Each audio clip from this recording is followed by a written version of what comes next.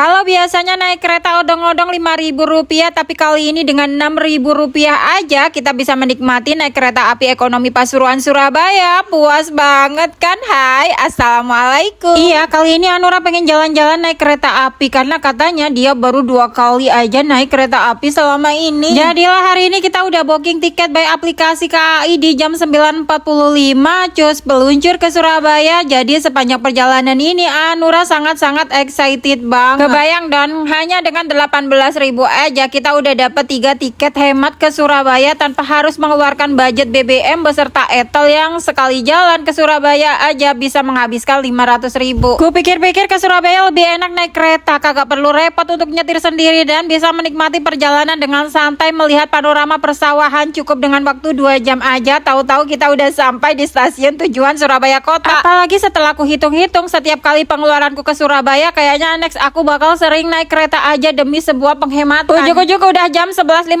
kita udah sampai di stasiun Surabaya Kota. Di sini Anura udah mulai mengeluh kelaparan. Iya, karena kesalahanku adalah tidak membawa makanan berat, hanya sedikit membawa camilan yang ternyata di dalam kereta tidak ada kantinnya. Setelah celingak-celinguk di sekitaran, aku tidak menemukan warung makan ataupun resto. Ya udah kita putuskan langsung nge-grab mobil. Di sini aku dapat di harga 10.000 aja untuk meluncur ke Kota Lama dan langsung cus kita cari tempat makan. Ketemulah dengan makanan ayam-ayaman di kawasan Mall Pusat Grosir JMP. Ceritanya aku persingkat, tahu-tahu ini pesanan makanan kita udah sampai aja. Kagak ada yang spesial ya, hanya sebuah nasi ayam gunting pedas Korea dan beberapa minuman yang sebenarnya aku agak aneh pesan di sini itu. Ada yang paketan tapi kita tidak boleh order itu kecuali lewat online. Dan aku kagak paham karena mbak-mbaknya tidak memberikan konfirmasi cara pesan by online atau gimana. Akhirnya aku memilih pesan terpisah di tempat-tempat yang berbeda tapi masih satu lokasi. Singkat cerita, setelah makan aku masih sempetin masuk ke dalam mall JMP, tapi situasinya udah berbeda dari tahun-tahun terdahulu karena sangat-sangat sepi pol sehingga penjual saling menawarkan dagangannya dan kagak aku video sama sekali. Ya udahlah kita langsung keluar aja karena aku merasa tidak enakan. Main-main ke area game. Di sini bukan Anura yang excited main, tapi ternyata malah Abah yang super menyebalkan banget. Kok bisa ya aku punya suami yang kayak gini? Lanjut, tiba-tiba aku ditawarin sama fotografer di wilayah Kota Lama ini. Kayaknya boleh nih kita minta foto-fotoin beberapa spot di wilayah di Kota Lama dan hasilnya udah aku share di postingan sebelumnya dan aku suka banget walaupun di sini aku tidak sewa baju adat. Beberapa tempat ada yang foto-foto pakai baju adat juga, ada tempat sewanya dan untuk satu foto harganya di 3.000. Di sini aku pesan 20.000 untuk 7 foto dan ternyata aku dikasih 11 foto. Kalian jangan lupa foto-foto juga karena ini murah banget. Salfok sama promo buku murah beserta kaos yang harganya cuma 5.000 aja. Tentu saja kagak bisa dilewatin yang namanya Abah harus beli ini kaos karena cuma 5.000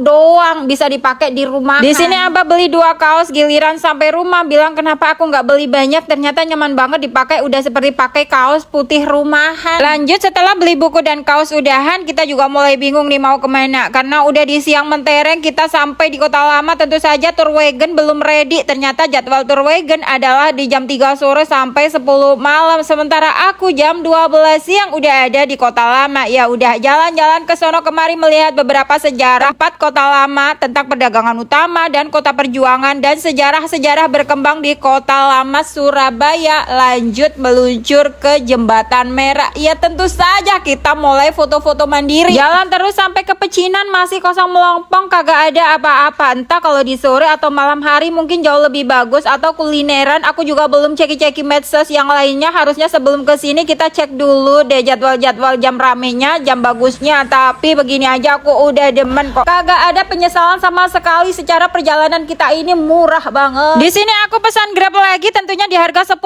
aja, udah kagak kepanasan kehujanan. Lanjut ke Monumen Tugu Pahlawan dan ceritanya tunggu aku lagi di part 2 ya. Bye bye.